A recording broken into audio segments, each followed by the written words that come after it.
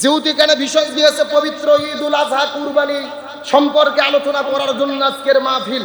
Time যেহেতু কম, ভূমিকা ছাড়া আমি আপনাদের মধ্যে কথা বলতে চাই। এই বাংলাদেশে যখন ঈদ চলে আসে, কুরবানি ঈদ আসতে গেলে বাংলাদেশের 90 থেকে 95% মানুষ কুরবানি করতে যেয়ে একটা ভুল করে। 90 থেকে 95% লোক কুরবানি করতে যেয়ে ভুল করে। ভুলটাকে আমার দিকে লক্ষ্য করেন। আজকে আমাদের গ্রামের মধ্যে আমরা যখন কুরবানি করি, আমরা বলি আব্দুল সালামের নামে কুরবানি, আব্দুর রহিমের নামে কুরবানি, এরকম একটা ভাষা আছে না নাই? এটা সম্পূর্ণ ভুল। কোনো ব্যক্তির নামে কুরবানি হবে না, কুরবানি করতে হবে কার নামে? আল্লাহর কোরআন বলেছেন, কুল ইন্না সলাতি ওয়া নুসুকি ওয়া মাহইয়ায়া ওয়া মামাতি লিল্লাহি রাব্বিল আলামিন। আপনি বলুন, আমার নামাজ, আমার কুরবানি, আমার জীবন, আমার মরণ সবকিছু কার জন্য? এখন বলেন, আল্লাহর জন্য যেটা করা দরকার ওটা অন্যদের জন্য করলে কি হয়? শিরিক হয়ে যায়। শিরিক হলো কবিরা গুনাহ। ইন্না শিরকা লা যুলমুন আযীম। শিরিক হলো মহা জুলুম। শিরিকের গুনাহ আল্লাহ মাফ করে না। একটাবার ভেবে দেখেন, আমরা জীবনে কত ভুল করছি। আল্লাহ বাদ দিয়ে ব্যক্তির নামে কুরবানি আমরা করি কি করি না? এমনকি হুজুরের কাছে একটা কাগজ লিখে দেওয়া হয়, হুজুর একেবারে খেটা খেট 10-12টা নাম বলতিছে, আব্দুল সালাম, আব্দুল করিম, রুহুল কুদ্দুস, বুলু, আবুল মফিজ, সব কয়ে কুরবানি দিচ্ছে। এদের নামে কুরবানি সম্পূর্ণ ভুল। কোনো ব্যক্তির নামে কুরবানি নয়, কুরবানি কার নামে? তাহলে সমাধান কি? আমাদেরকে বলতে হবে অমুক ব্যক্তির পক্ষ থেকে, অমুক ব্যক্তির পক্ষ থেকে, কিন্তু কার নামে কুরবানি? আজকে বাংলাদেশে যখন কুরবানি চলে আসে, আমাদের মধ্যে একটা তর্ক বিতর্ক চলে আসে, 7 ভাগে কুরবানি হবে কিনা, ভাগে কুরবানি দেওয়া যাবে কিনা। বিশেষ করে বাংলাদেশের আলে হাদিসের যারা শায়েখ আছে, এরা বলে ভাগে কুরবানি চলবে না। আবার এখন নতুন করে বলতিছে ব্যক্তির পক্ষে কুরবানি হবে না, পরিবারের পক্ষে কুরবানি। ভাগে কুরবানি হবে কিনা জানার দরকার আছে না নাই? গভীর মনোযোগ, আমার কথাগুলো প্রয়োজনীয়। আমি সরাসরি কোরআন সুন্নাহর আলোকে বলতেছি, ভাগে কুরবানি দিতে পারবেন, তবে ভাগে কুরবানি 3টা কারণে বাতিল হয়। জোরে বলেন, কয়টা কারণ? ভাগে কুরবানি 3টা কারণে বাতিল হয়ে যায়। এই 3টা কারণ বলার আগে আমি বলি, ভাগে কুরবানি জায়েজ আছে কিনা। আমার নবী হাদিস শরীফের মধ্যে বলেন, বুখারী শরীফের হাদিস, ওয়ান জাবির বিন আব্দুল্লাহ রাদিয়াল্লাহু তাআলা খারাজনা মা রাসূলুল্লাহি সাল্লাল্লাহু আলাইহি ওয়াসাল্লাম। হযরত জাবির বিন আব্দুল্লাহ বলেন, আমরা নবীর সঙ্গে সফরে বের হলাম। সফরে বের হওয়ার পরে আমরা কুরবানি করেছি রাসূলের সাথে। এক গরুতে 7 ভাগ, এক আপনার উটে 7 ভাগ। সুবহানাল্লাহ কোন। তাহলে আমার নবী যদি সাহাবীদেরকে নিয়ে 7 ভাগে কুরবানি দেয়, ভাগে কুরবানি জায়েজ আছে না নাই? সুতরাং যারা বলবে ভাগে কুরবানি জায়েজ নাই, এরা হলো ফিতনাবাজ। এদের থেকে সাবধান থাকতে হবে। ভাগে কুরবানি জায়েজ আছে, এটার বিরোধিতা করার সুযোগ নেই। কিন্তু ভাগে কুরবানি বাতিল হয় কয় কারণে? বোঝার জন্য বলেন, কয় কারণে? 3টি কারণে ভাগে কুরবানি বাতিল হয়ে যায়। নম্বর 1, আপনি যাদের সঙ্গে ভাগে কুরবানি দেবেন, ভাগে কুরবানি দিতে গেলে 7 ভাগেই দেন, 5 ভাগেই দেন, 3 ভাগেই দেন, প্রত্যেকটা শরীরের যেই টাকা দিয়ে পশু কিনবেন, এই টাকাটা হালাল হতে হবে। জোরে বলেন, কি হতে হবে? আপনি 7 জনে ভাগে কুরবানি দিচ্ছেন, 6 জনের টাকা হালাল, কিন্তু একজন সুদ খায়, ঘুষ খায়, মানুষ থেকে অন্যায়ভাবে টাকা উপার্জন করে, চাঁদা তোলে। ওই লোক নিয়ে যদি কুরবানি দেন, 7 জনের ভেতরে 6 জনের টাকা হালাল, 1 জনের টাকা হারাম। 1 জনের টাকা হারাম খাওয়ার কারণে 7 জনের কুরবানি বাতিল বলে গণ্য হবে। এই জন্য সাবধান, কুরবানি দিতে গেলে ভাগে সবার টাকা হালাল কিনা দেখতে হবে। 2 নম্বর, যদি ভাগে কুরবানি দিতে যান, আপনাকে দেখতে হবে যাদের সঙ্গে ভাগে কুরবানি দেবেন এরা নামাজি কিনা, এটা দেখতে হবে। জোরে বলেন, কি দেখতে হবে? খুব মনোযোগ, ভালো করে বুঝবেন। আল্লাহ তাআলা কুরবানি ওয়াজিব করেছে, ফরজ করেছে। কুল ইন্না সলাতি ওয়া নুসুকি। আপনি নামাজ পড়েন, তারপরে কুরবানি করেন। চিৎকার করে বলেন, আগে নামাজ না আগে কুরবানি? কথা কয় না, আগে নামাজ না আগে কুরবানি? আল্লাহ বলছেন, ফাসাল্লি লিরাব্বিকা ওয়ানহার। আগে নামাজ পড়ো, তারপরে কুরবানি করো। তাহলে কি বোঝা যাচ্ছে, আগে নামাজ না আগে কুরবানি? আরো জোরে বলেন। তাহলে বোঝা গেল যাদের সঙ্গে ভাগে কুরবানি দেবেন এদের কি হতে হবে? নামাজি হতে হবে। এখন খুবই বিপদ, গ্রামের মধ্যে নামাজিকে যদি ভাগে খোঁজেন, দেখা যাচ্ছে নামাজির চাইতে বেনামাজির সংখ্যাই বেশি। কথা কর না কে? কেউ যদি বলে, কে রে বেনামাজি, তোদের সঙ্গে কুরবানি দেব না, বেনামাজিরা বলতেছে আমরাই এক দল, তোরা নামাজি ভেনো দে, আমরা বেনামাজি আলাদা দেব। পরে দেখা যাচ্ছে বেনামাজির দলই বড়। কথা কর না কে? এখন সমাধান কি ভালো করে বুঝলেন? বেনামাজিদের কুরবানি দিতে দেবেন না, এটা আমি চাচ্ছি না, বরং আমি চাচ্ছি শরীয়তের ফায়সালা। আপনি যেহেতু কুরবানি 15 দিন পরে দেবেন, টাইম আছে, আজকে থেকে আপনি নামাজ ধরেন। তাহলে 7 ভাগে কুরবানি দেবেন, 6 জন নামাজ পড়েন, একজন পড়েন না, এই 6 জন মিলে যে নামাজ পড়ে না ওকে আগে নামাজ ধরাতে হবে। তাহলে গভীর মনোযোগ, ভাগে কুরবানি 3টা কারণে বাতিল। 1 নম্বর হারাম উপার্জিত টাকার কুরবানি, 2 নম্বর বেনামাজির সঙ্গে কুরবানি, 3 নম্বর কারণ হলো যাদের সঙ্গে কুরবানি দেবেন, কুরবানি দিতে গেলে তাদের সঙ্গে মনের সাথে মনের মিল হওয়া লাগবে। কি হওয়া লাগবে? এই 7 জনের মধ্যে 6 জনের মন ভালো, আল্লাহর সন্তুষ্টির জন্য কুরবানি দেব, কিন্তু একজনের ধান্দা হলো কুরবানি যা হয় হোক, সারা বছর গোস্ত খাইনি, 700 টাকা কেজি গোস্ত খাওয়া লাগবে, এই নিয়তে যদি কেউ কুরবানি দেয় ওই একজনের নিয়ত বিফলে যাওয়ার কারণে পুরো কুরবানি বাতিল বলে গণ্য হবে। তাহলে গভীর মনোযোগ, শর্টকাটে মূল কথা বোঝেন। আপনি ভাগে কুরবানি দেন, জায়েজ আছে, না জায়েজের কোনো সুযোগ নেই। 1 নম্বর যাদের সঙ্গে কে বারে না মাইকের চাইতে ওর সাউন্ড বেশি। এই আমার দিকে লক্ষ্য করেন, ভাগে কুরবানি দেবেন তবে 3টা শর্ত। যাদের সঙ্গে ভাগে দেবেন হালাল উপার্জিত সবার সম্পদ হতে হবে, 2 নম্বর নামাজি হতে হবে, 3 নম্বরে আপনি দেখবেন সবার মন নিয়ত ঠিক আছে কিনা। এই 3টা শর্ত মানে ভাগে কুরবানি দেন। কিন্তু 3টা শর্তের লোক যদি খুঁজে না পান, ভাগে 2 লক্ষ টাকার গরু দেওয়ার চাইতে 6,000 টাকার ভেড়া কিনে কুরবানি দেওয়া ভালো। কথা কি বোঝা যায়? ভাগে দেওয়া যাবে, তবে 3টা শর্ত মানে ভাগে কুরবানি দেবেন। আসুন, কুরবানি যখন চলে আসে একটা বিতর্কিত মাসালা, আলেমদের মধ্যে তর্ক বিতর্ক। আমরা 3 ভাগ করি কুরবানির গোশত, 3 ভাগ করা জরুরি কিনা, 3 ভাগ না করলে কুরবানি হবে কিনা। গভীর মনোযোগ, 3 ভাগ করে আমরা যে কুরবানির গোশত বন্টন করি, সরাসরি কোরআন বা হাদিসে এই 3 ভাগ করার ডাইরেক্ট কোনো বর্ণনা পাওয়া যায় না। তাহলে আমরা কুরবানির গোশত কেমনে বন্টন করব? সরাসরি কোরআনের বক্তব্য, কোনো হুজুরের বক্তব্য নয়। সূরাটির নাম সূরা আল হজ, আয়াত নম্বর হলো 36। আল্লাহ তাআলা বলতিছে, তোমরা যদি আল্লাহর সন্তুষ্টির জন্য কুরবানি দাও, কুরবানি যখন হয়ে গেল গোশত তোমরা কি করবা? ফাকুলু মিনহা, সেখান থেকে তোমরা খাও, ওয়া আতিমু, তোমরা দিয়ে দাও, ওয়াল কানিয়া ওয়াল মুতাররা, তাদের মধ্যে গোশত বিতরণ করো, যারা তোমাদের কাছে গোশত চাই আর যারা চায় না 2 দলকেই দিয়ে দাও। সুবহানাল্লাহ। তাহলে আল্লাহ কয়টা বিধান দিল? ফাকুলু মিনহা, 1 নম্বরে নিজে খাও, 2 নম্বরে কি করো? তোমরা দিয়ে দাও, যারা তোমাদের কাছে চাই, যারা চায় না। কারা চাই? ফকির, মিসকিন, দরিদ্র, অসহায়। চায় না কারা? আপনার গ্রামের ভাই প্রতিবেশী, এরা একেবারে ফকির মিসকিন না, তবে কুরবানি দেয়নি, আপনার আত্মীয় স্বজন, এদেরকেও দাও। এখান থেকে 3টা ভাগ পাওয়া গেল। 1 নম্বরে নিজে খাবো, 2 নম্বর গরিব মিসকিনদের দেব, 3 নম্বর আত্মীয় স্বজনকে দেব। এই আয়াত গবেষণা করে ইমাম আবু হানিফা রাহমাতুল্লাহ আলাইহি বলেছে, এই জন্য কুরবানির গোশত 3 ভাগ করা মুস্তাহাব, করতেই হবে, এটা বাধ্যতামূলক না, তবে করা হলো উত্তম পদ্ধতি। সুবহানাল্লাহ। কিন্তু 3 ভাগ সব সময় জরুরি নয়। আমার দিকে লক্ষ্য করেন, এই যে আমার প্রিয় ভাই মাওলানা মুজাহিদুল ইসলাম এইবার একটা কুরবানি দেবে 1 লক্ষ টাকার গরু, গোশত হয়েছে 3 মণ, এর বাড়িতে সদস্য 2 জন। জোরে কোন কয়জন? এখন 2 জন সদস্য কুরবানি দিয়েছে 3 মণে গরুর, ভাগ পাবে কয় মণ? 1 মণ। 1 মণ আত্মীয় স্বজনক দেবে, 1 মণ পাড়া প্রতিবেশীক দেবে, ফকির মিসকিনক দেবে। বাড়িতে কয় মণ? 1 মণ। এখন বলেন তো 1 মণ গোশতকে এই মাওলানা 2 জন মানুষ খেতে পারবে? তার মানে বোঝা গেল এই হুজুরের জন্য 3 ভাগ নয়। এই হুজুরের কাজ কি? বাড়িতে 2 জনে 20 কেজি রেখে দেবে, পুরো গোশত গরিবদের দিয়ে দেবে। এটাই হলো শরীয়তের উত্তম ফায়সালা।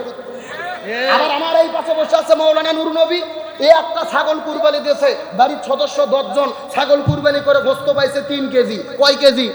এখন 3 কেজি গোশত পাইছে, 10 জন লোক রান্না করে একবার বসলেই তো পেট ভরবে না। এখন এ যদি 3 ভাগ নাও করে 10 কেজি গোশত 2-1 কেজি দান করে বাকি 1 কেজি খাইয়ে ফেলে, খাইয়ে ফেলতে পারবে। তার মানে প্রধান শর্ত, প্রধান ফায়সালা ইসলামের বিধান হলো খাবো কম দেব বেশি, এরই নাম হলো কুরবানি। 3 ভাগ করা উত্তম, তবে আমাদের চাহিদা থাকবে আমরা খাবো কম দেব বেশি। এই শর্ত যদি থাকে কোনো সমস্যা হবে না। কিন্তু যখন চলে আসে আমাদের মধ্যে তুমুল তর্ক বিতর্ক, হুজুর কুরবানির গোশত 3 দিনের বেশি খাওয়া যাবে কিনা, 3 কুরবানির গোশত ফ্রিজে রাখা যাবে কিনা। এমনও লোক আছে কুরবানি দিয়ে সারা বছর ফ্রিজত গোশত দিয়ে খায়, এইরকম লোক আছে না নাই? আরে ভাই, যারা কুরবানি দেয় এদের ধান্দা বাদ দেন। আমাদের গ্রামে কিছু লোক আছে, ওরা গরু কুরবানি, ছাগল কুরবানি দেয় না, কিন্তু কুরবানির আগে ফ্রিজ কেনে। জোরকন কি কেনে? একদিন জিজ্ঞেস করলাম, কে ভাই তোমার কুরবানি নাই, ফ্রিজ কে? ও বলতেছে, হুজুর আপনি কুরবানি দিয়েও যা, আমরা না দিয়েও তাই। মানে আমরা কুরবানি দিয়ে 7 ভাগে গোশত ভাগ পাই 8 কেজি, ও কুরবানি দেয় না, বাড়ির সদস্য 10 জন, 10 ভাগ পাইয়া গোশত হয়ে গেছে 25 কেজি। দেখা গেল আমার ফ্রিজের তলা ফাঁকা, ওর ফ্রিজ ভরা। কথা বল না গে। এখন আসেন শরীয়তের মাসলা কি? কুরবানির গোশত 3 দিনের বেশি খাওয়া যাবে কিনা, গভীর মনোযোগ, মারাত্মক মাসালা। আমার নবীজি হাদিস শরীফের মধ্যে বলেন, একবার মক্কায় দেখা গেল মহামারী, মানুষের মধ্যে বিপদ, পেটের মধ্যে খাবার নাই। রাসূল সাহাবীদেরকে বললেন, সাবধান, 3 দিনের বেশি কারু বাড়িতে যেন গোশত না থাকে, 3 দিনের বেশি কেউ যেন গোশত না রাখে, 3 দিনের বেশি গোশত খাওয়া যাবে না। এই বছর পার হয়ে গেল, সাহাবীরা গোশত বিতরণ করে দিলেন, 3 দিনের বেশি খাইলেন না। পরের বছর আবার কুরবানি আসলো, লক্ষ্য করে দেখা গেল মহামারী নাই, পরিবার ভালো, এলাকা ভালো, দেশ ভালো। তখন রাসূল সাহাবীদেরকে বললেন, তোমরা কুরবানি দিয়েছো, এখন তোমরা কি করো? কুলু, এখান থেকে খেয়ে ফেলো, এখান থেকে তোমরা তোমাদের ইচ্ছা মতো, তোমাদের সামর্থ্য মতো, তোমাদের মন মতো, তৃপ্তি মতো এখান থেকে তোমরা খাও। তারপর ও আতইমু, তোমরা কিছু বিতরণ করে দাও, ও আদ্দাখিরু, কিছু তোমরা সংরক্ষণ করো। সুবহানাল্লাহ। কোন এখানে বিধান কয়টা হলো? 1 নম্বর কুলু, খাও, 2 নম্বর ওয়াতিমু, দিয়ে দাও, 3 নম্বর ওয়াদ্দাখিরু, সংরক্ষণ করো। এখান থেকে সাহাবীরা কেউ কেউ পাওয়া যায় হাদিসে গোশত রোদে শুকে, তখন তো ফ্রিজ ছিল না, গোশতর শুটকি করে দীর্ঘদিন পর্যন্ত তারা খেয়েছে। তার মানে বোঝা গেল, দেশত যদি মহামারী না থাকে, গোশত 3 ভাগ করে গরিবেরটা গরিবকে দেওয়ার পরে, আত্মস্বজনকে বুঝে দেওয়ার পরে, আপনার ভাগের গোশত যদি ফ্রিজত রাখে কিয়ামত পর্যন্ত খান, কোনো সমস্যা নাই। ফায়সালা কি কোনো ভেজাল আছে? কিন্তু আপনার আগে মন ঠিক করা লাগবে। আপনার নিয়তি যদি থাকে, গরু একটা কুরবানি দেবো, সারা বছর 700 টাকা কেজি গোশত কিনতে পারি না, ফ্রিজ ভরে থবো, বিটি জামাই আসবে, বিয়ে আসবে, ইচ্ছা মতো খাবো, ওই নিয়ত করলে তো কুরবানি বাতিল। তার কারণে আল্লাহর কোরআন বলে, লা ইয়ানালাল্লাহু লুহুমুহা ওয়ালা দিমাউহা ওয়ালাকিন ইয়ানালুহুত তাকওয়া মিনকুম কাযালিকা সাখখারাহা লাকুম লিতুকাব্বিরুল্লাহা আলা মা হাদাকুম ওয়া বাশশিরিল মুহসিনিন। আল্লাহ বলে, তোমরা যেই কুরবানি করো, এই কুরবানির গোশত, চামড়া, রক্ত কোনো কিছু আমার কাছে আসে না। আমি আল্লাহ, আমার কাছে আসে তোমাদের অন্তরে অবস্থিত তাকওয়া। সুবহানাল্লাহ। কোন তার মানে আল্লাহ আপনার 2 লাখ টাকার গরু দেখবে না। আপনি 2 লাখ টাকা গরু দিয়েছেন মানুষকে দেখানোর জন্য, আর আপনার পাশে আব্দুল সলিম, সে কুরবানি দিয়েছে 6000 টাকার একটা ভেড়া আল্লাহর সন্তুষ্টির জন্য। আল্লাহ বলতেছে 2 লাখ টাকার গরু লোক দেখানো, ওর কুরবানি বাতিল। 6000 টাকা ওই যে ভেড়াচ্ছে, যেই ভেড়া, ওর কুরবানি আল্লাহর কাছে কবুল। সুবহানাল্লাহ। কোন আজকে লোক দেখানো ইবাদত আমাদের জমিনের মধ্যে আছে না নাই? আজকে এমন লোক আছে, কুরবানির হাটে গরু কিনতে যায়, গরু কেনার আগে সেলফি শুরু হয়। যেরকম কি একেবারে গরুর ঘাট ধরে সেলফি তুলতেছে, গরু বাড়িতে যে সেলফি তুলে বন্ধুদের পাঠিয়ে দিচ্ছে, কেউ আবার মাইডে দিচ্ছে। কুরবানি যে করবে, গরু জবা হচ্ছে, ও সেলফি তুলতেছে। এমন লোক আছে, গরুর চামড়া ছিলতেছে, গরুর উপরে সেলফি তুলতেছে। তার মানে গরু কেনার থেকে শুরু করে খাওয়া পর্যন্ত, বাটা পর্যন্ত, আর সেলফি শুধু চলতেছে। সেলফি আর সেলফি, খালি মোবাইল ধরে খালি বাজ দিচ্ছে। কথা কন না গা, কে রে? ওর কুরবানি আল্লাহর দরবারে কবুল হবে? ও তো গরু কুরবানি করার আগে 6 লাখ লোক ফেসবুকত দেখাচ্ছে। কথা কন না কে? ওর কুরবানি তো মানুষকে দেখানোর জন্য, ওর কুরবানি আল্লাহর জন্য নয়। এই জন্য সাবধান, গরু যেটা কেনেন, পশু যেটা কেনেন, ফেসবুকে দেবেন না, সেলফি তুলবেন না। ঈদের দিনে জবে করার সময় সেলফি, গোস্ত বাটার সেলফি, রক্ত মাতানোর সেলফি। আবার কিছু কিছু যুবক গত বছর দেখলাম, একটা করে আপনার টি-শার্ট বানাইছে, পেছনে লিখে দিয়েছে 1 দিনের কষাই। কয় দিনের কষাই? মানে ওরা নাকি 1 দিনের কষাই হয়েছে। ইচ্ছা মতো গোস্ত নিয়ে খেলাখেলি করতেছে। অনুভূতি আনার বিষয়, হযরত ইব্রাহিম আলাইহিস সালাম ইসমাইলকে কুরবানি করেছে, ওই অনুভূতি নিয়ে যদি কেউ গরু কুরবানি করে, সেলফি তোলা তো দূরের কথা, চোখের কান্না বন্ধ করতে পারবে না। সুতরাং সেই অনুভূতিকে আমরা অন্তরে আনতে পেরেছি। এই জন্য বলে, লোক দেখানোর জন্য সেলফির কোনো কাজ নেই, এগুলো কাজ করা যাবে না। এখান থেকে আমাদেরকে দূরে রাখতে হবে। আবার কুরবানির ঈদ যখন চলে আসে, আমরা কুরবানির দিনে এমন খাওয়া খাই, পেপসি 7 আপ না খেলে গরু গোস্ত হজম হয় না। কথা কন না কে? মানে ঈদের দিনে দেখবেন, বিটির বাড়ির যাচ্ছে ভাব গোস্ত নিয়ে, 1 কেজি গোস্ত, সাথে 2 লিটার একটা 7 আপ। আমার রাসূল বলেছেন, খাও তোমরা পেটকে 3 ভাগ করে, 1 ভাগ খালি রাখো, 1 ভাগ খাও, আর 1 ভাগ পানি খাও। আর আমরা এমন মুসলমান, এমন খাওয়া খাই, 7 আপ না খেলে গোস্ত হজম হয় না। তারপরে দেখবেন, সারা বছর যত রোগ না হয়, ডাক্তারের কাছে রুগী না যায়, কুরবানি ঈদের পরে রুগী ভিড় জমে যায় লাইন ধরে, তার জন্য রোগ চলে আসে না। আপনি অবশ্যই খাবেন, খেতে হবে রাসূলের সুন্নাত মতো। আর একটা কথা পরিষ্কার করে বলতে চাই, ঈদের দিনে 7 আপ খান, পেপসি খান, কোকাকোলা খান, এগুলো কোল্ড ড্রিঙ্কস, এগুলো কমল পানীয়, এগুলোর অবস্থা কি জানেন?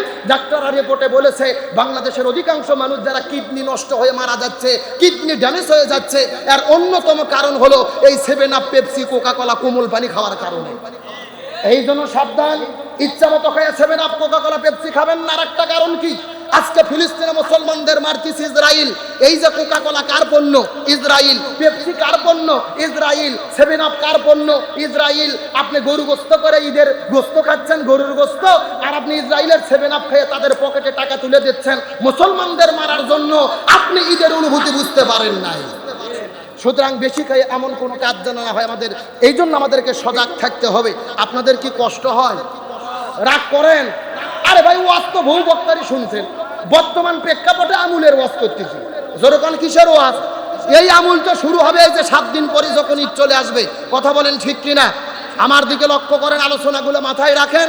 জীবনে কাজ দিতে পারে এগুলো আমাদের জানা দরকার। সামনে আসতেছে ঈদুল আজহা। ঈদ আমরা কেমনে পেলাম? আজকে মুসলমানদের সন্তান মনে কষ্ট লাগে, ঈদের দিনে গরু জবে করে, ঈদুল ফিতরের দিনে ঈদের নামাজ পড়ার পরে ভটভটি ভ্যান ভাড়া করে, ডিজে পার্টি ভাড়া করে, মাইকার বক্স লেগে দিয়ে ভটভটিতে ডিগ ডিগ বাজ দিয়ে মাটি কাটে ফেলে দিয়ে চলে যায়। এরা মুসলমানের সন্তান নাকি বান্দরের বাচ্চা, বোঝার বুদ্ধি নাই। কথা কন না কে? ঈদ আমরা কেমনে পেলাম? যেদিন ইসমাইলকে জবে করে শহীদ হযরত ইব্রাহিম আলাইহিস সালাম কুরবানি করেছে ইসমাইলকে, ওই দিন আমরা করেছি কুরবানি। আর সেই দিনে গরু জবে করা বাদ দিয়ে আমরা ডিজে পার্টি ভাড়া করে, বক্স ভাড়া করে, নাচতে নাচতে পিকআপ ভ্যানে আমরা বক্সে নাচতে নাচতে রাস্তা দিয়ে চলে যাচ্ছি। এটা মুসলমানের কাজ হতে পারে না। মুসলমানদের ঈদের ইতিহাস কি? আমার নবীজি মক্কা থেকে মদিনায় হিজরত করার পরে দেখে ইহুদি, খ্রিস্টান, বৌদ্ধ, নাসারারা প্রত্যেক বছরে হেমন্ত বসন্ত থেকে উৎসব পালন করে, যে উৎসবের মধ্যে ঢোল তাবলা গান বাজনা বাজানো হয়। সাহাবীরা জিজ্ঞেস করলেন, ইয়া রাসূলুল্লাহ, আমাদের কি কোনো উৎসব নেই? আল্লাহর পক্ষ থেকে জিবরাইল এসে বলে, ইয়া রাসূলুল্লাহ, মুসলমানদের জন্য উৎসব হলো দুইটা, একটা ঈদুল ফিতর আর একটা ঈদুল আজহা। সুবহানাল্লাহ কম। তার মানে বোঝা গেল আল্লাহ মুসলমানদের ঈদ দিয়েছে ঢোল টপলা বন্ধ করার জন্য, গান বাজনা বন্ধ করার জন্য। আর আজকে যারা মুসলমানের সন্তান, এই যে ঈদুল আজহা, ঈদুল ফিতরের দিনে ডিজে পার্টি ভাড়া করে ঢোল টপলা গান বাজনা করে, এরা কখনো মুসলমানের সন্তান হতে পারে না। এখন এগুলো বন্ধ করতে চাইলে আব্দুল সালাম যুক্তিবাদীর ওয়াজদে বন্ধ হবে না, এই আমাদের বক্তাদের ওয়াজদে বন্ধ হবে না। এই ডিজে পার্টি বন্ধ করতে গেলে ঈদের পরে 7 দিন প্রত্যেকটা মোড়ে মোড়ে সবাইকে হাতের মধ্যে লাঠি নিয়ে বসে থাকা লাগবে। এ কথা কন না কে? সম্মিলিত প্রচেষ্টা ছাড়া এগুলো বন্ধ করা যাবে না। শোন, এগুলোর দিকে নয় আলোচনা, যেহেতু সংক্ষিপ্ত, আর 15-20 মিনিট টাইম আছে, আমি কথা বলি। ঈদ আমরা কেমনে পেলাম? হযরত ইব্রাহিম আলাইহিস সালাম, রাসূল বলেন সুন্নাত আবিকুম ইব্রাহিম আলাইহিস সালাম, কুরবানির ঈদ হলো ইব্রাহিম নবীর সুন্নাত। সুবহানাল্লাহ কোন।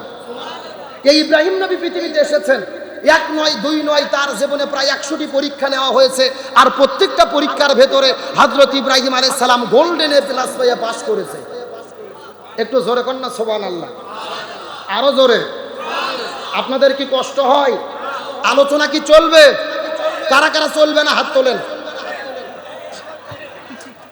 এই হলো হুজুরে বাঙালি, যাই বলে আই রে, তারই সাথে যাই রে, বোঝা শোনা নাই রে। এ সত্য সত্য কারা কারা চলবে হাত তোলেন তো দেখি। লিল্লাহি তাকবীর। এ সাউন্ড হয় না, হাত টান টান গুটান দেখি। ওই সাসাই ছেলে হাত উঠান দিকে উঠান। হ্যাঁ, সবাই একটু গলা কাকার দাম তো দেখি। লিল্লাহি তাকবীর, আল কোরআনের আলো, আল হাদিসের আলো, দুনিয়ার মুসলিম,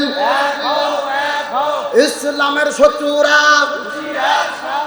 কোরআন আছে যেখানে, সুদ ঘুষ যেখানে, দুর্নীতি যেখানে, স্টার জলসা যেখানে, আলেম ওলামা যেখানে, লিল্লাহি তাকবীর। আলহামদুলিল্লাহ বলেন। যাকে এতক্ষণে বোঝা গেল এই এলাকাতে আজকে মাহফিল একটা হচ্ছে। তাহলে হযরত ইব্রাহিম আলাইহিস সালামের জীবনে কয়টা পরীক্ষা আল্লাহ নিয়েছে? একটু কথা বলেন। এখন মূল আলোচনায় ঢুকতেছি। কয়টা পরীক্ষা? আর প্রত্যেকটা পরীক্ষার মধ্যে ইব্রাহিম আলাইহিস সালাম গোল্ডেন এ প্লাস পেয়ে পাস করতে। সুবহানাল্লাহ কম। হযরত ইব্রাহিম আলাইহিস সালামের জন্মের আগে থেকে তার জীবনের পরীক্ষা শুরু হয়েছে। কখন থেকে? জন্মের আগে থেকে তামাম পৃথিবীতে 4 জন শাসক শাসন কার্য পরিচালনা করেছে। তার মধ্যে 2 জন হলো কাফের আর 2 জন হলো মুসলমান। কাফেরের মধ্যে 2 জন, 1 নম্বর হলেন নমরুদ, 2 নম্বর বক্তে নসর। 2 জন মুসলমানদের মধ্যে 1 নম্বর হলেন বাদশা জুলকারনাইন আর একজন হলেন বাদশা সুলাইমান। সুবহানাল্লাহ কোন। এই নমরুদ পুরো পৃথিবী শাসন কার্য পরিচালনা করেছে। চিৎকার করে বলেন, নমরুদ ভালো শাসক ছিল না খারাপ শাসক? আরো জোরে বলেন। আমার প্রিয় বন্ধুগণ, মুসলমান ভাইরা গভীর মনোযোগ। সময় যেহেতু কম, আমি আপনাদের মধ্যে ভূমিকা ছাড়া একটা মেসেজ দেওয়ার পরে বিদায় নিয়ে চলে যাওয়ার চেষ্টা করব। এই পৃথিবীর ভেতরে নমরুদ ছিল জালেম বাদশা। এই জালেম বাদশা রাজ্য পরিচালনা করার জন্য তার আশপাশের ভেতরে কিছু জ্যোতিষী মণ্ডলী ছিলেন। আকাশ গণনা করে করে, তারকা গণনা করে করে ভবিষ্যৎবাণী বলে দিত। সেই মতো নমরুদ তার জীবনের শাসন কার্য পরিচালনা করত। একদিন নমরুদ লক্ষ্য করে দেখে আশপাশের ভেতরে সমস্ত জ্যোতিষীগুলো মন খারাপ করে বসে আছে। নমরুদ ডাকতে বলে, জ্যোতিষী তোমাদের মন খারাপ করার কারণ কি? জ্যোতিষীরা ডাকতে বলে, যা বানা নমরুদ, আমাদের মন খারাপ করার কারণ হলো আমরা পূর্ব আকাশে লক্ষ্য করে দেখেছি, ওই পূর্ব আসমানের ভেতরে এমন কিছু তারকা দেখা যায় যেই তারকা পৃথিবীতে আমরা কোনোদিন দেখতে পারি নাই। এইটা দেখার পরে আমাদের মনটা বড় খারাপ হয়ে গেছে। নমরুদ বলে, আকাশের তারকা দিয়ে কি কাজ হবে জানতে চায়। জ্যোতিষীরা ডাকতে বলে, নমরুদ, এই আকাশের তারকা বলে দিতেছে আজ থেকে 3 দিনের ভেতরে কোন ছেলের ঔরস থেকে, স্বামীর ঔরস থেকে মায়ের গর্ভের মধ্যে একটা সন্তানের আগমন ঘটবে। ওই সন্তানের মাধ্যমে ওই লোকটা যখন পৃথিবীতে আগমন করবে, ওই সন্তানটা পৃথিবীতে আসার পরে দিনে দিনে যখন বড় হয়ে যাবে, ওই সন্তানের মাধ্যমে তোমার রাজত্ব ধ্বংস হয়ে যাবে। আজ থেকে 3 দিনের মধ্যে স্বামীর ঔরস থেকে মায়ের গর্ভে একটা সন্তান যাবে। ওই সন্তান পৃথিবীতে আসার পরে তার মাধ্যমে তোমার রাজত্ব ধ্বংস হবে। এখন বলেন তো দেখি, যুগে যুগে কোনো জালেম বাদশা কি চায় তার ক্ষমতা যাক? এ জোরে বলেন, যাক। ক্ষমতা পাওয়ার পরে তো মানুষের আরো বেড়ে থাকে না, ইচ্ছা মতো কাম করে। আসিলাম ধান, হলেম খই, আরো দেন কতই হই। কথা কন না কেন? এইরকম একটা লোক ক্ষমতা পাওয়ার পরে ভাই 9 তলা বাসা করতে, ধরে কোন 9 তলা? আগে কিন্তু সিঁড়ি দিয়ে হেঁটে হেঁটে হেঁটে হেঁটে ওঠা লাগতো, কিন্তু এখন কিসে ওঠে?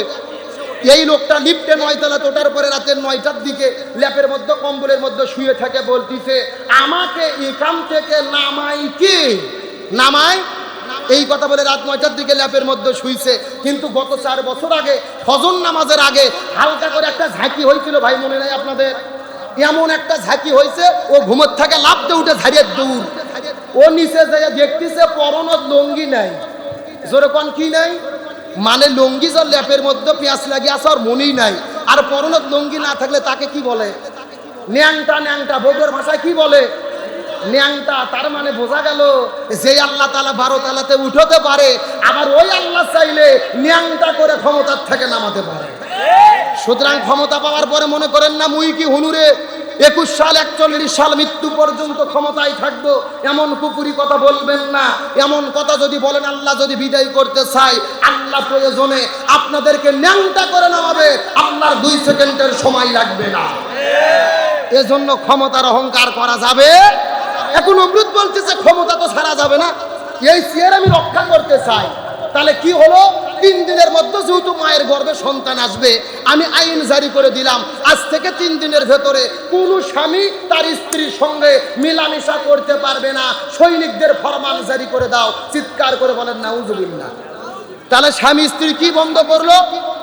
মিলামিশা, মিলনকে বন্ধ করে দিলেন। এখন বলেন, তাই সে যতই ষড়যন্ত্র করুক না কেন, ইব্রাহিম নবীকে পৃথিবীতে আনবেন কে? আল্লাহ। আরো জোরে বলেন। আমার প্রিয় বন্ধুগণ, মুসলমান ভাইরা গভীর মনোযোগ। সময় যেহেতু কম, কোনো দিকে যাওয়া যাবে না, আমি আপনাদেরকে শর্টকাটে বলতেছি। এই 3 দিন আইন জারি করে দিল, ছেলে মেয়ে কোনো মতোই স্বামী স্ত্রী মিলামেশা করতে পারবে না। কিন্তু আল্লাহর কি খেলা! নমরুদ যেই রাজপ্রাসাদের মধ্যে বসবাস করে, ওই নমরুদের একজন দেহরক্ষী ছিল, যার নাম হলো আজর। কোন বর্ণনায় তারেক। এই আজর বা তারেকের মনে রাতের 10টা 12টার দিকে স্ত্রীর গভীর ভালো। কে রে এখানে কথা কইছে? আমার প্রিয় বন্ধুগণ, মুসলমান ভাইরা গভীর মনোযোগ। রাতের 10টা 11টার দিকে যখন মনের মধ্যে ভালোবাসা জাগ্রত হলো, আল্লাহর কি খেলা! এই আজরের স্ত্রী, তার মনের মধ্যে আল্লাহ ভালোবাসা জাগ্রত করে দিল। তার স্ত্রী ঘরের মধ্যে থেকে বের হওয়ার পরে আস্তে আস্তে নমরুদের রাজপ্রাসাদের মধ্যে চলে গেলেন। নমরুদের রাজপ্রাসাদের মধ্যে যাওয়ার পরে রাত যখন 2টা 3টা বেজে গেছে, সবাই জগরক্ষীরা যখন ঘুমাই পড়েছে, রাজ্যের সৈনিকেরা ঘুমাই পড়েছে, আজরের স্ত্রী আস্তে করে যখন রাজপ্রাসাদের মধ্যে ঢুকে গেল, লক্ষ্য করে দেখে নমরুদ ও ঘুম পাড়ে, সমস্ত সৈন্যরা এরকম করে। ওই নমরুদের সামনে একটা মশাল নিয়ে দাঁড়িয়ে আছে, তার স্বামী হলো আজর। আল্লাহর কি খেলা, তার স্বামীর কাছে যাওয়ার পরে চোখের সঙ্গে চোখ লাগানোর সঙ্গে সঙ্গে আল্লাহ প্রেম ভালোবাসা মহব্বত জাগ্রত করে দিল। এমন সময় আল্লাহর পক্ষ থেকে একটা ফেরেশতা নাজিল হলেন। ওই ফেরেশতা আসার পরে আজরের হাত থেকে মশালটা নেওয়ার পরে ওই আজরকে ছেড়ে দিল। আজর তার স্ত্রীকে নিয়ে ঘরের মধ্যে চলে গেল। আল্লাহর কি খেলা, নমরুদ ইব্রাহিম নবীর আগমনকে বন্ধ করতে চেয়েছিল, কিন্তু আমার আল্লাহ নমরুদের আশপাশের ভেতরে, এমনকি নমরুদের খাস কামরার ভেতরে ওই আজর আর তার স্ত্রীর ভেতরে মিলন ঘটায়া দিল। জোরে বলেন না আল্লাহু আকবার। এ চিৎকার করে কোন কার ফয়সালা? আল্লাহ বলতিছে শয়তান সন্তান আসা বন্ধ করবু, কাম তোর ঘরের মধ্যেই হবি। কথা বল না কে? এ কাজ কোন জায়গায় হয়েছে? নমরুদের ঘরের মধ্যেই কাজ হয়েছে। আল্লাহু আকবার কোন। এইরকম ভাবে নমরুদ এই কাজ করে। এ হুজুর রে, আপনার ভেতরে ঢুকে বসন্ত দেখি। না না, এরা দাঁড়িয়ে আছে, এরা কারা? এরা কারা দাঁড়িয়ে আছে? এরা কারা? যদি আলোচনা শুনতে মন চাই ভেতরে বসেন, না হলে বাড়ি চলে যান, ঝিরঝিরি করেন না। কথা কর না কে? এমনিতে পরিবেশ ঠিক করা যাচ্ছে না, এইদিকে এক ভেজাল ওদিকে আর এক ভেজাল। এ তাহলে চিৎকার করে বলেন ইব্রাহিমকে কে এনেছে? মায়ের গর্ভে ইব্রাহিম আসলো। পরের দিন সকালবেলা নমরুদ আবার মিটিং বসাইছে। জ্যোতিষীদের মাথা খারাপ, মন বেজার করে বসে আছে। নমরুদ বলে, জ্যোতিষীরা খবর কি? জ্যোতিষীরা বলতেছে নমরুদ কাজ হয়ে গেছে। সুবহানাল্লাহ কোন। করছে পূর্ব আকাশে দিকি তারকা নাই, মায়ের গর্ভের সন্তান। সুবহানাল্লাহ কোন। আমার প্রিয় বন্ধুগণ, মুসলমান ভাইরা গভীর মনোযোগ। নমরুদ তার ক্ষমতাকে টিকাতে চাইলো। নমরুদ বলে, সন্তান যেহেতু পেটের মধ্যে এসেছে, সন্তান আর পৃথিবীতে আসতে দেব না। আজ থেকে আইন জারি করে দিলাম, 1 মাস পর্যন্ত, শুধু নয় 1 বছর পর্যন্ত যত সন্তান পৃথিবীতে আগমন করবে, শুধুমাত্র মেয়ে সন্তানদেরকে বাঁচিয়ে রাখা হবে আর ছেলে সন্তানদেরকে হত্যা করা হবে। এই আইন যখন নমরুদ পৃথিবীর মধ্যে করে দিল, কিতাবের মধ্য থেকে পাওয়া যায় আইন জারি করার পরে লক্ষ লক্ষ সৈনিকেরা পুরো পৃথিবীর মধ্যে ছড়িয়ে পড়লো। এই 1 বছরের মধ্যে 1 নয় 2 নয়, প্রায় 40 লক্ষ শিশুকে তারা হত্যা করেছে শুধুমাত্র ক্ষমতার চেয়ার টিকানোর জন্য। আজকেও বাংলাদেশের দিকে লক্ষ্য করে দেখেন, শুধুমাত্র ক্ষমতায় চেয়ার টিকে থাকার জন্য নিরপরাধ মানুষদেরকে জেলের মধ্যে বন্দী করা হয়, আলেমদেরকে জেলের মধ্যে বন্দী করা হয়। শুধু ক্ষমতার চেয়ারে টিকে থাকার কারণে এই বাংলার জমিনে আলেমদের ফাঁসির দড়ি ঝুলাইয়া পৃথিবী থেকে বিদায় করে দেওয়া হয়। তার মানে বোঝা গেল ওই নমরুদ যা, বর্তমানে নমরুদ তাই। তার মানে বোঝা গেল এরা শুধুমাত্র জালেম নয়, এরাই হলো নমরুদের খালাতো ভাই। এ কথা এত আস্তে ঠিক করছেন কেন? আপনাদের কি ভয় ধরছে? সবাই একসাথে কোন ঠিক? আরো জোরে ঠিক। তাহলে নমরুদের কাজ যারা করবে মনে করবেন এরাই নমরুদের বংশধর। এ কথা কোন? এরকম নমরুদের বংশধর তো বর্তমানে বাংলাদেশ নেই। আছে আছে, বুঝেন, আমি কিন্তু বলি নাই, আপনারা বলছেন। আমার দিকে লক্ষ্য করেন, গভীর মনোযোগ। ইব্রাহিম আলাইহিস সালাম সন্তান পেটের মধ্যে আসলো। তার মায়ের পেটে আসার পরে মায়ের গর্ভ বড় হয়েছে, পেট বড় হয়নি, সন্তান বড় হয়েছে। একটা গুহার মধ্যে গিয়ে ইব্রাহিমের জন্ম আল্লাহ দিয়ে দিল। সুবহানাল্লাহ কোন। তার মানে তারা চাই ইব্রাহিমের আগমন বন্ধ করতে, কিন্তু ইব্রাহিমকে কে পাঠায়া দিল? আমি শেষ কথা বলবো, সময় কম। ইব্রাহিম আলাইহিস সালাম পৃথিবীতে আসলেন পরীক্ষা দিতে দিতে। ইব্রাহিমের বয়স যখন 86 বছর, জোরে কোন কয় বছর? আমার প্রিয় বন্ধুগণ, মুসলমান ভাইরা গভীর মনোযোগ। ইব্রাহিম আলাইহিস সালামের বয়স যখন 86 বছর বয়স হয়ে গেছে, তার ঘরের মধ্যে 2টা বিবি। একটা হলেন বিশ্ব সুন্দরী বিবি সারা, আর একটা হলেন বিশ্ব সুন্দরী বিবি হাজেরা। কিন্তু তার ঘরের মধ্যে কোনো সন্তান নাই। ইব্রাহিম আলাইহিস সালাম সব সময় শুধু দোয়া করতে থাকে, রব্বি হাবলি মিনাস সলিহিন, রব্বি হাবলি মিনাস সলিহিন। হে আল্লাহ, আপনি আমাকে নেককার সন্তান দেন। হে আল্লাহ, আপনি আমাকে নেককার সন্তান দেন। চিৎকার করে বলেন তো, সন্তান চাইতে হবে কার কাছে? আরো জোরে বলেন। কিন্তু আল্লাহ বাদ দিয়ে পীরের কাছে সন্তান চাই, এইরকম লোক আছে না নাই? আর আছে মানে আপনাদের বগুড়া জেলার বেশি। বিশ্বাস নাই, মহাস্থান ঘরে যায় দেখেন। কথা বল না কে? শুক্রবারে যায় দেখবেন হাজার হাজার মানুষেরা সন্তান চাচ্ছে মাইসার বলকির কাছে, মাজারের কাছে। এখন বলেন সন্তান দিতে পারে কে? আরো ধরে বলেন। আল্লাহ আল্লাহ ছাড়া কারো কাছে সন্তান চাওয়া যাবে না। আজকে বাংলাদেশে কাদের বিরুদ্ধে কথা বলবেন? এই বাংলাদেশে কিছু বক্তা আছে, এই বক্তাগুলোই মানুষদেরকে শিরিক শিখায়, বিদআত শিখায়। এমনও বক্তা আছে আল্লাহর নামে জিকির করে না, জিকির করে বাবার নামে। জোরে বলেন কার নামে? দয়াল বাবা, কেল্লা বাবা, ফতে বাবা, গরিব বাবা, মিসকিন বাবা, আলু বাবা, পুটল বাবা, মূলো বাবা, ওরেব বাবা, এ আছে না নাই? এগুলো জিকিরের ট্রেনিং দেয় বাংলাদেশের প্রধান ভণ্ড মুফতি গিয়াসউদ্দিন তাহেরি। এ কথা কর না কে? আমার তো মনে বলে নামের আগে থেকে মৌলানার মুফতিকে কাটে দেওয়া দরকার। আর জিকির কি? আমি কার লাগি সাজাইলাম কুঞ্জ যত্ন করে, আমি কার লাগি সাজাইলাম কুঞ্জ যত্ন করে। তুমি আইলা না গো মুর্শিদ, আইলা না গো রিজভী বাবা, আমার ভাঙা ঘরে আমি কার লাগি সাজাইলাম কুঞ্জ যত্ন করে।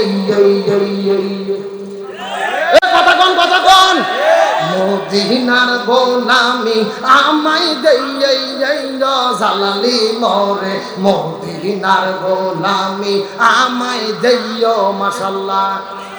এ আছে না নাই? যারা জিকির করে বাবার নামে, কেল্লা বাবা, ফতে বাবা, গরিব বাবা, মিসকিন বাবা, চিৎকার করে বলেন জিকির হবে কার নামে? আল্লাহ বলছেন ফাজকুরুনি আযকুরুকুম, তোমরা আমার জিকির করো, আমি আল্লাহ তোমাদের জিকির করব। সুবহানাল্লাহ বলেন। হাদিসের মধ্যে এসেছে 4টা শব্দ ছাড়া জিকির করা জায়েজ নাই। সহি শব্দে 4টা জিকির, সুবহানাল্লাহ, আলহামদুলিল্লাহ, লা ইলাহা ইল্লাল্লাহ, আল্লাহু আকবার। এই 4টা শব্দ ছাড়া যেই বক্তাগুলো জিকির করে এরা সুন্নতি জিকির করে না, এরাই বলে ভণ্ডদের গালা। এরকম ভণ্ড আছে না নাই? আর ওই গিয়াসউদ্দিন তাহেরি আলেমদের বিরুদ্ধে ফতোয়া দেয়, শায়েখ আহমদুল্লাহর বিরুদ্ধে কাফের বলে ফতোয়া দেয়, অথচ নিজেই গান গাইতে যায় কাফের হয়ে যায়। গত 4 বছর আগে গান গিয়েছিল, আল্লাহর ধন রসুলকে দিয়ে আল্লাহ গেল গায়েব হয়ে। নাউজুবিল্লাহ বলবেন না? আর রসুলের ধন খাজাই পাইয়া শুয়ে আছে আজমিরেতে, কেউ ফেরে না খালি হাতে খাজা বাবার দরবার থেকে। এ নাউজুবিল্লাহ কোন? কত মারাত্মক কথা দেখেন। বলতেছে আল্লাহর ধন রসুলকে দিয়ে আল্লাহ গেছে গায়েব হয়ে, মানে আল্লাহর যত সম্পদ ছিল নবীকে দিয়ে আল্লাহ গায়েব হয়ে গেল।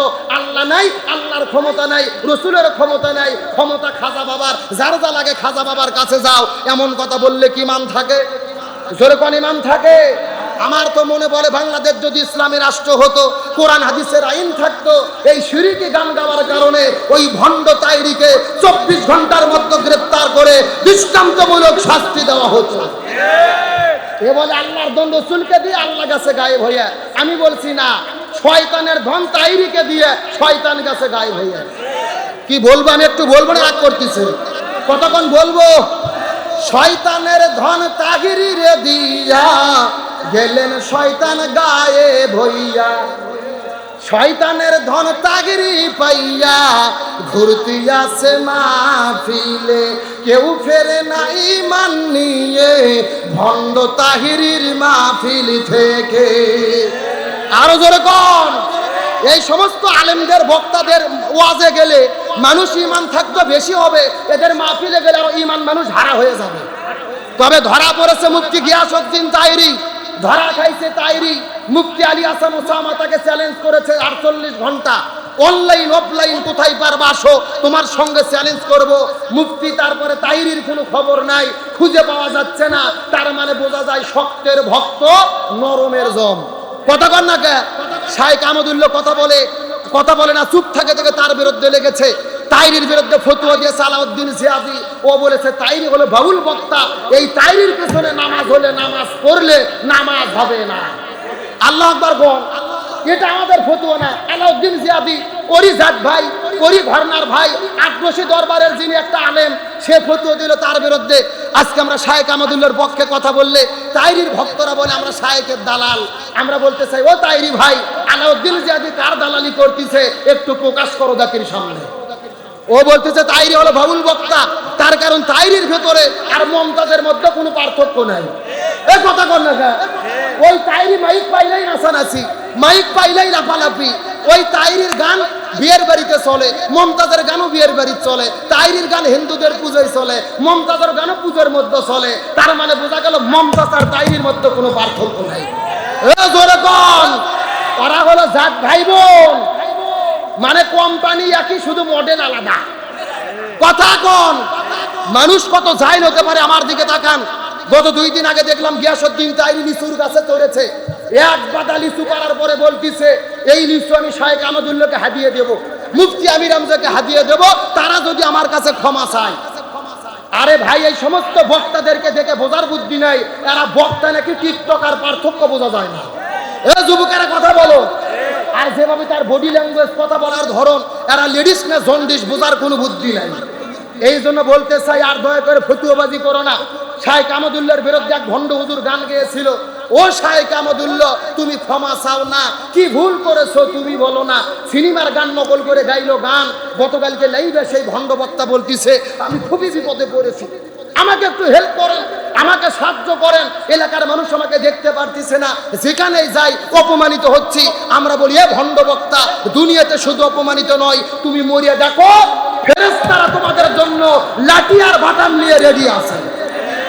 তার কারণ কি, তুমি হক্কানি আলেমের বিরুদ্ধে কথা বলেছো। ও বলতিছে আমার গোপন ভিডিও ভাইরাল করে দিতে পারে। আমাদের এলাকায় একটা কথা আছে, চোরের মন, যখন চোরের মন, কে রে তোর গোপনে কি এমন ভিডিও আছে, তোর এত ভয় লাগে কে? আমার তো মনে চাচ্ছে একে গণধোলাই দিয়ে রিমান্ডে নিয়ে বের করা দরকার, এর জীবনে কত ভণ্ডামি আছে। সুতরাং আমরা বলতে চাই, আলেমদেরকে বলবো আর দলাদলি করবেন না। আমাদের পীর দেওয়ালের সঙ্গে ঠেকে গেছে। এই বাংলাদেশে আলেমরা যদি আমরা এক হতে না পারি, এই মুসলমানদের বাংলাদেশে আরো 12টা বাজবে। সুতরাং আসুন, আল্লাহ আমাদেরকে এক হওয়ার মতো তৌফিক দান করুক, বলেন আমিন। তাহলে হযরত ইব্রাহিম আলাইহিস সালামের জীবনে পরীক্ষা নিচ্ছেন কে? আরো জোরে বলেন। আমার প্রিয় বন্ধুগণ, মুসলমান ভাইরা গভীর মনোযোগ। হযরত ইব্রাহিম আলাইহিস সালামের 86 বছর বয়স হয়ে গেল, যখন সন্তান আসে না, সন্তান চাই কার কাছে? একটু জোরে কথা বলেন। এ পেছন থেকে ভাইরা কথা বলেন, সন্তান চাই কার কাছে? তার মানে আমাদেরও যদি সন্তান হয়, সন্তান চাবো কার কাছে? হযরত ইব্রাহিম আলাইহিস সালাম যখন আল্লাহর কাছে ফরিয়াদ করে বলেন, রব্বি হাবলি মিনাস সলিহিন, হে আল্লাহ আপনি আমাকে নেককার সন্তান দেন। আল্লাহ বলেন, ফাবাশশারনাহু বিগুলামিন হালিম, আমি আপনাকে একটা নেককার, সবুরকার, সুন্দর একটা ভদ্রকে ঈমানদার তাকওয়া সন্তানের সুসংবাদ দিলাম, যেই সন্তানের নাম হলো ইসমাঈল। জোরে কোন সুবহানাল্লাহ। হযরত ইসমাঈল আলাইহিস সালাম পৃথিবীতে আগমন করার পরে এতক্ষণ পর্যন্ত আনন্দ করে করে, মজা করে করে অনেক আলোচনা আপনাদের মধ্যে শোনাইছি। এ বগুড়া দুপচাচিয়া কালুর মুসলমান গভীর মনোযোগ। আর 5-10টা মিনিট আপনাদের মধ্যে কথা বলবো, কান খাড়া করে বোঝার চেষ্টা করবেন। হযরত ইব্রাহিম আলাইহিস সালাম যখন পৃথিবীতে, হযরত ইসমাঈল আলাইহিস সালাম যখন পৃথিবীতে আগমন করলেন, চলতে চলতে যখন বয়স বেড়ে গেল, ইসমাঈলের বয়স যখন 9 বছর পরিমাণ হতে পারে, তাফসীরের মধ্যে এসেছে, যখন ইসমাঈল আলাইহিস সালাম হেঁটে বাড়ানোর বয়সে যখন উপনীত হয়ে গেল, একদিন আল্লাহ তাআলা ইব্রাহিমকে স্বপ্নের মতো দেখায়া দিল, হে ইব্রাহিম, তুমি আল্লাহর জন্য তোমার প্রিয় বস্তুকে কুরবানি করে দাও। ইব্রাহিম আলাইহিস সালাম যখন স্বপ্ন সকালবেলা ভেঙে গেল, কিতাবের মধ্যে এসেছে হযরত ইব্রাহিম আলাইহিস সালাম সকালবেলা ঘুম থেকে ওঠার পরে 200 উট নিয়ে চলে গেলেন কুরবানি করার জন্য। পরের দিনে আবার যখন ইব্রাহিম নবী ঘুমের মধ্যে চলে যায়, কে যেন স্বপ্নের মধ্যে আবার এসে ডাকতে বলে, ইব্রাহিম, আল্লাহর সন্তুষ্টির জন্য তুমি প্রিয় বস্তুকে কুরবানি করে দাও। ইব্রাহিম আলাইহিস সালাম 2 নম্বর দিনে আবার 200 উট নিয়ে যে আল্লাহর নামে কুরবানি করলেন, কুরবানি কবুল হয় না। পরের দিনে রাতের বেলা স্বপ্নের মধ্যে আবারও আল্লাহ জানাই দিল, হে ইব্রাহিম, তোমার প্রিয় বস্তুকে কুরবানি করে দাও। ইব্রাহিম আলাইহিস সালাম মনে মনে টেনশনের মধ্যে পড়ে গেল। 1 নয় 2 নয় 3 দিন ধরে 200 টাকার উট কুরবানি দিল, তারপর আল্লাহ তাআলা কুরবানি কবুল করলো না। ইব্রাহিম নবীর বোঝা তো আর বাকি থাকলো না। ইব্রাহিম নবীর জীবনের সবচেয়ে মূল্যবান সম্পদ হলো তার সন্তান ইসমাঈল। 86 বছর বয়সে আল্লাহর কাছে প্রার্থনা করে গ্রহণ করেছিল। ইব্রাহিম আলাইহিস সালাম স্বপ্নের মধ্য থেকে ওঠার পরে মনে মনে পরিকল্পনা করলেন, তার সন্তান ইসমাঈলকে আল্লাহর কুরবানি করবেন। জোরে বলেন না আল্লাহু আকবার। আরো জোরে বলেন না আল্লাহু আকবার। আমার প্রিয় বন্ধুগণ, মুসলমান ভাইরা গভীর মনোযোগ। আমরা কুরবানি করি, কিন্তু কুরবানির অনুভূতি বুঝতে পারি না, কুরবানির ইতিহাস আমাদের ভুলে গেলে চলবে না। পরের দিন সকালবেলা ইব্রাহিম নবী মনে মনে চিন্তা করেছে, আমার প্রিয় বস্তু ইসমাইলকে আমার কুরবানি দেওয়ার দরকার। বিবি সারার সঙ্গে পরামর্শ করার পরে ইব্রাহিম আলাইহিস সালাম চলে গেলেন যেই জায়গার মধ্যে বর্তমানে কাবা ঘর আছে, ওই জায়গার মধ্যে হাজেরা আর ইসমাইলের বসবাস। ইসমাইলের কাছে যাওয়ার পরে ইব্রাহিম নবী তার স্ত্রী হাজেরাকে ডাকতে বলে, বিবি হাজেরা, সন্তানটাকে সুন্দর করে সাজুগুজু করে দাও, আমি সন্তানটাকে নিয়ে একটু আত্মীয়র বাড়িতে দাওয়াত খাওয়ার জন্য যেতে চাই। এই কথা বলার পর হযরত ইব্রাহিম আলাইহিস সালাম যখন হাজেরাকে বললেন, হাজেরা আলাইহিস সালাম সন্তানটাকে সুন্দর করে সাজুগুজু করে দিয়ে চোখের মধ্যে সুরমা লাগায়া দিয়া সুন্দর করে নতুন জামা পরে দিয়ে বাবার হাতে তুলে দিয়ে হযরত ইব্রাহিম আলাইহিস সালাম তার সন্তান ইসমাইলকে সঙ্গে করে নেওয়ার পরে মরুভূমির মধ্যে চলে যাচ্ছেন। মিনা পাহাড়ের পাদদেশে সন্তানকে কুরবানি করবে। সন্তানটাকে নিয়ে যখন মিনা পাহাড়ের দিকে যাওয়া শুরু করে দিলেন, শয়তান তো বসে থাকে নাই। শয়তান ইসমাইলের কাছে যাওয়ার পরে ডাকতে বলে, ইসমাইল তুমি কোথায় যাচ্ছ? ইসমাইল ডাকতে বলে, আমি আমার বাবার সঙ্গে দাওয়াত খাওয়ার জন্য যাচ্ছি। শয়তান ইসমাইলকে বাদ দিয়ে বাড়িতে চলে গেলেন হাজেরার কাছে। হাজেরার কাছে যাওয়ার পরে ডাকতে বলে, বিবি হাজেরা, তোমার সন্তান কোথায় গিয়েছে জানতে চাই। হাজেরা ডাকতে বলে, আমার সন্তান তার বাবার সঙ্গে দাওয়াত খাইতে গেছে। শয়তান ডাকতে বলে, না না না, ভুল বলতেছো, তোমার সন্তানটা তো দাওয়াত খাওয়ার জন্য যায় না, তোমার সন্তানটাকে তোমার স্বামী নিয়ে গেছে কুরবানি করার জন্য। এমন সময় ডাকতে বলে, হাজেরা, বাবা কখনো সন্তানটাকে হত্যা করতে পারে না। শয়তান ডাকতে বলে, তোমার সন্তানটাকে ইব্রাহিম কুরবানি করবে আল্লাহর হুকুমে, আল্লাহ হুকুম করেছে সন্তানটাকে কুরবানি করার জন্য। হাজেরা কথাটা শোনার পরে ডাকতে বলে, এ শয়তান, তুমি ভালোভাবে জেনে নাও, আল্লাহ যদি হুকুম করে আমার ইসমাইলকে কুরবানি করার জন্য রে, আমি আমার সন্তান এক ইসমাইল কেন, আল্লাহর সন্তুষ্টি অর্জনের জন্য আমি হাজেরা আমার হাজার হাজার ইসমাইলকে আল্লাহর জন্য কুরবানি করতে চাই। লিল্লাহি তাকবীর। আমার যে বন্ধুগণ, মুসলমান ভাইরা, গভীর মনোযোগ। ইমানের পরীক্ষা কাকে বলে, কুরবানির অনুমতি কাকে বলে, অন্তর দিয়ে কথাগুলো সুন্দর করে বোঝার চেষ্টা করবে। এই কথা শোনার পরে শয়তান বুঝতে পারলো হাজেরাকে তো কুমন্ত্রণা দেওয়া গেল না। ওখান থেকে বের হওয়ার পরে আস্তে করে মানুষের ভেষ ধরে চলে গেলেন শিশু সন্তান ইসমাইলের কাছে। ইসমাইলের কাছে যাওয়ার পরে ডাকতে বলে, বাবা তুমি কোথায় যাইতেছো জানতে চাই। ইসমাইল বলে, আমার বাবার সঙ্গে তার বন্ধুর বাড়িতে দাওয়াত খাইতে যায়। শয়তান ডাকতে বলে, না, তোমার বাবা তোমাকে দাওয়াত খাওয়ানোর জন্য নিয়ে যায় না, তোমার বাবা তোমাকে হত্যা করবে। দেখো তোমার বাবার কাপড়ের ভিতরে একটা ছুরি লুকিয়ে রাখা হয়েছে, এই ছুরি দিয়েই তোমাকে কুরবানি করবে, জবাই করবে। ইসমাইল লাগতে বলে, না, একটা বাবা কখনো তার সন্তানটাকে হত্যা করতে পারে না, কথা কখনোই সত্য হতে পারে না। শয়তান ডাকতে বলে, অবশ্যই তোমার বাবা তোমাকে হত্যা করবে, তোমাকে কুরবানি করবে আল্লাহর হুকুমে, আল্লাহর সন্তুষ্টির জন্য। তার কারণ হলো এমনটি হুকুম আল্লাহ তাআলা আসমান থেকে করেছে।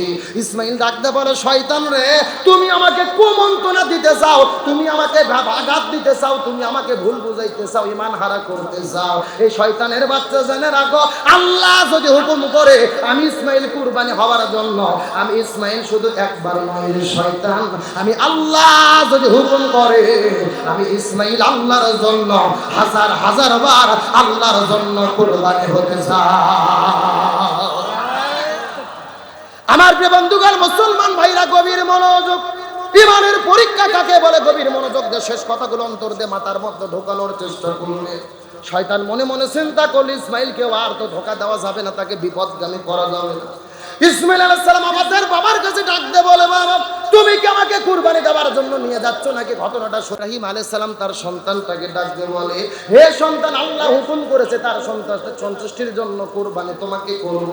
ইসমাইল ডাকতে বলেন, আল্লাহ। ইসমাইল ডাকতে বলেন, আব্বা আমার বাবা, আপনি আমাকে কুরবানি করবেন, কিন্তু শয়তান আমাকে কুমন্ত্রণা দেয়, শয়তানটাকে আটকাতে হবে। এমন সময় বাবা আর সন্তান মিলে বুদ্ধি করার পরে হাতের মধ্যে 7টা পাথর নেওয়ার পরে ওই শয়তানকে নিক্ষেপ করেছিল ওই জায়গার ভেতরে। আজকেও তাম পৃথিবীর লক্ষ লক্ষ কোটি কোটি মানুষেরা মক্কায় হজ করতে যায়, যেই জায়গায় ইব্রাহিম এবং ইসমাইল মিলে শয়তানটাকে পাথর মেরেছিল রে, ওই জায়গায় লক্ষ লক্ষ মানুষেরা হজ করতে গিয়ে আজকেও পাথর নিক্ষেপ করে। জোরে বলেন না মারহাবা। আমার প্রিয় বন্ধুগণ, মুসলমান ভাইরা, গভীর মনোযোগ। হযরত ইব্রাহিম আলাইহিস সালাম সন্তানটাকে ডাকতে বলে, ইয়া বুনাইয়া, হে আমার বৎস, আমি স্বপ্নের মধ্যে দেখেছি তোমাকে কুরবানি করতেছি, এখন আমি কি করব বলো? শয়তান ডাক দিয়ে বলে, আল্লাহ যেভাবে হুকুম করেছে, আপনি যেভাবে স্বপ্ন দেখেছেন সেইভাবেই করে। আমি সন্তান আল্লাহর জন্য কুরবানি হতে প্রস্তুত হয়ে গেলাম। সুবহানাল্লাহ। কিন্তু বাবা আপনার কাছে আমার 3টা ওসিয়ত আছে। ও বাবা, আপনি আমাকে কুরবানি করেন, আমার কোনো আপত্তি নাই, তবে আপনার কাছে 3টা চাওয়া আছে। ইব্রাহিম নবী ডাক দিয়ে বলেন, বাবা কি 3টা চাইতে চাও বলো তো দেখি। ইসমাইল ডাক দিয়ে বলে, বাবা আপনার কাছে প্রথম নম্বর ওসিয়ত হলো, আমাকে যখন কুরবানি করবেন, কুরবানি করার আগে রসা বের করার পরে আমার হাতগুলোকে আপনি বেঁধে ফেলবেন, আমার পাগুলোকে আপনি বেঁধে ফেলবেন, আমি যেন নড়াচড়া করতে না পারি। আমি নড়াচড়া করতে গিয়ে যদি বেদবি হয়ে যায়, আপনি বাবা আপনার সঙ্গে যদি বেদবি করি, আল্লাহর কাছে হিসাব দিতে পারবো না। ও বাবা আপনার কাছে 2 নম্বর ওসিয়ত হলো, আমাকে যখন আপনি জবে করবেন, আমাকে যখন আপনি কুরবানি করবেন, আমার মাথাটা চিৎ করে শুয়ে দিয়ে মাথাটা আপনি মাটির দিকে রাখবেন, আমাকে মাটির উপরে ওপর করে শুয়ে দেবেন, আমার এই মুখমণ্ডল চেহারাটা যেন মাটির দিকে থাকে। আপনি চাকু যখন ছাড়াইবেন, জবে যখন করবেন, আপনি বাবা আপনার চোখ যখন আমার চোখের দিকে যেন না পড়ে। তার কারণ হলো আপনি বাবা 86 বছর বয়সের ভেতরে বারবার আল্লাহর কাছে ফরিয়াদ করে করে আমাকে চেয়ে নিয়েছিলেন। আমি আপনার বড় আদরের ধন কলিজার টুকরা, আমাকে জবে করতে গেলে, কুরবানি করতে গেলে আপনার চোখের সঙ্গে যদি আমার চোখটা পড়ে যায়, আমাদের মধ্যে ভালোবাসা মহব্বত জাগ্রত হতে পারে। আপনি সেই সময় জবে করতে হয়তো বা পারবেন না, কষ্ট হবে। ও বাবা আপনার কাছে ফরিয়াদ করে বলি, আপনি জবে করার আগে আমার এই মুখটা মাটির দিকে চিৎ করে শোয়াই দেবেন। জোরে কন্যা বার হওয়া। আমার প্রিয় বন্ধুগণ, মুসলমান ভাইরা গভীর মনোযোগ। ইমানের আবেগ কাকে বলে? বাবা ডাকতে বলে, সন্তান 3 নম্বর কি মসজিদ আছে বলেন তো দেখি। লিল্লাহে তাকবীর, লিল্লাহে তাকবীর। গোলাম রব্বানী যুক্তিবাদী সাহেবের আগমন মাহফিলের পক্ষ থেকে, এলাকাবাসীর পক্ষ থেকে লিল্লাহে তাকবীর। গোলাম রব্বানী যুক্তিবাদী ভাই এসেছেন, আপনারা খুশি না বেজার? আরো জোরে কোন খুশি না বেজার? আরে ভাই 1 বছর আগে যার সিরিয়াল পাওয়া যায় না, কথা বল না কে? আজকে এই জায়গার মধ্যে এসেছেন গোলাম রব্বানী ভাই, আমার অত্যন্ত ভালোবাসার মহব্বতের ভাই, আমরা একসঙ্গেই থাকি। অনেকে ফেসবুক ইন্টারনেটে ভিডিও দেখে আবার বলে আব্দুল সালাম যুক্তিবাদী আর গোলাম রব্বানী যুক্তিবাদী কি 2 ভাই নাকি? অনেকে এটা প্রশ্ন করে।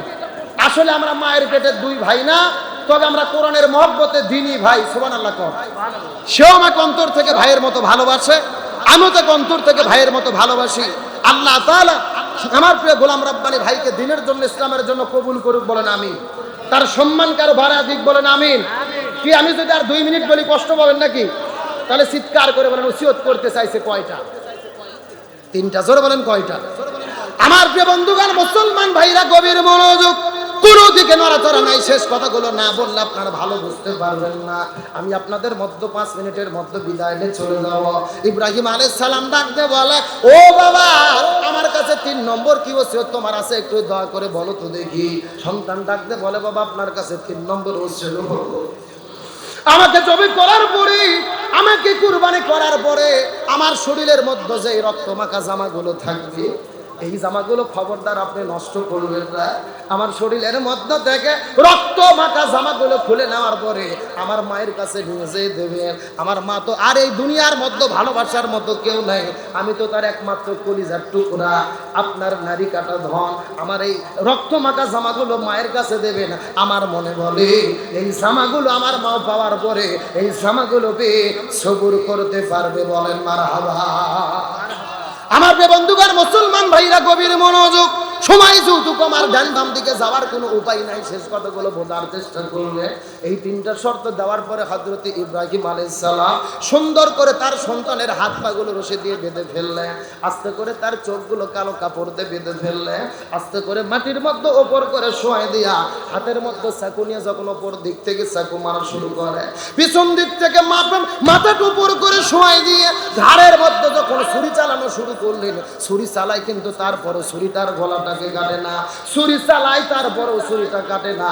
সন্তান ভেতর থেকে ডাকতে বলল, ও বাবা আপনি আরো জোরে ছুরি চালান, আপনি কেন জোরে ছুরি চালান না? আল্লাহ হুকুম করেছে আমাকে কুরবানি হয়ে যেতে হবে। আপনার মনের মধ্যে কি দয়া মায়া মহব্বত জাগ্রত হয় নাকি? ও বাবা, আপনি জোরে জোরে ছুরি চালান, আমি আল্লাহর সন্তুষ্টির জন্য কুরবানি হয়ে যেতে চাই। ইব্রাহিম নবী আবার শরীরের মধ্যে শক্তি করে আবারও জোরে জোরে ছুরি চালায়। তারপরে ছুরি যখন ইসমাইলকে কাটে না, ইব্রাহিম নবী বারবার ছুরি চালাইতে সর্বশেষ যখন ব্যর্থ হয়ে গেল, ইব্রাহিম নবীর শরীরের মধ্যে বড় রাগ, ওই ছুরিটা এমন জোরে ফেলে দিয়েছে, ওই ছুরিটা একটা পাথরের সঙ্গে লাগার সাথে সাথে ওই পাথরটা খণ্ড বিখণ্ড হয়ে গেছে। জোরে বলেন না আল্লাহু আকবার। ইব্রাহিম ডাকতে বলে, এ ছুরি বারবার চেষ্টা করলাম আমার সন্তানটাকে কুরবানি করার জন্য, তুমি কেন কাটলে না? কারণ জানতে চায়। এমন সময় ছুরি ডাকতে বলে, ও ইব্রাহিম, সে আল্লাহ তোমাকে একবার কুরবানি করতে আদেশ করেছে, ওই আল্লাহ আমাকে 10 বার ইসমাইলকে কাটতে নিষেধ করেছে। লিল্লাহ তাকবীর। সঙ্গে সঙ্গে আল্লাহর পক্ষ থেকে হযরত জিবরাইল আলাইহিস সালাম একটা দুম্বা নিয়ে আগমন করলেন, তাকবীর দেওয়া শুরু করলেন, আল্লাহু আকবার, আল্লাহু আকবার, লা ইলাহা ইল্লাল্লাহু, আল্লাহু আকবার, আল্লাহু আকবার, লিল্লাহিল হামদ। চিৎকার করে তাকবীরটা আমার সঙ্গে পড়েন, আল্লাহু আকবার, আল্লাহু আকবার, লা ইলাহা ইল্লাল্লাহু, আল্লাহু আকবার, আল্লাহু আকবার, লিল্লাহিল হামদ। এই রকম তাকবীর দিতে দিতে হযরত জিবরাইল আলাইহিস সালাম একটা দুম্বা আনার পরে আস্তে করে তার শরীর সামনে শোয়াই দিল, দুম্বাটাও কুরবানি হয়ে গেল। এই আলোচনার মাধ্যমে আমি আপনাদেরকে একটা শিক্ষা দিতে চাই। আল্লাহ বলেন, ফালাম্মা আসলামা ওয়াতাল্লাহু লিল জাবিন, যখন তারা সবাই মিলে জবে করার জন্য একতাবদ্ধ হয়ে গেল, সন্তান জবে হতে রাজি, বাবাও সন্তানকে জবে করতে রাজি। তার মানে বোঝা যাচ্ছে হযরত ইব্রাহিম জবে করার জন্য প্রস্তুত হয়ে গেছে, হাজেরা তার সন্তানটাকে দেওয়ার জন্য রাজি হয়ে গেছে, আর ইসমাইল নিজেও কুরবানি হবার জন্য প্রস্তুত হয়ে গেছে।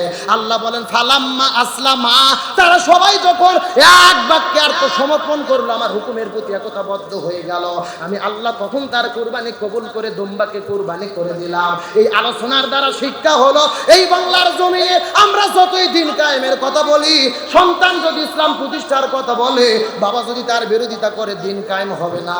আবার যদি স্বামী যদি ইসলামী আন্দোলনের নেতা হয়, বউ যদি ইসলামী আন্দোলনের বিরোধিতা করে, এই জমিনের মধ্যে দিন কায়েম করা যাবে না। এই জমিনে দিন কায়েম করতে হলে প্রত্যেকটা মুসলমানদের আল্লাহর আইনের কাছে মাথা নত করে এই জমিনে দিন প্রতিষ্ঠার ইসলামী আন্দোলনের কর্মী হতে হবে।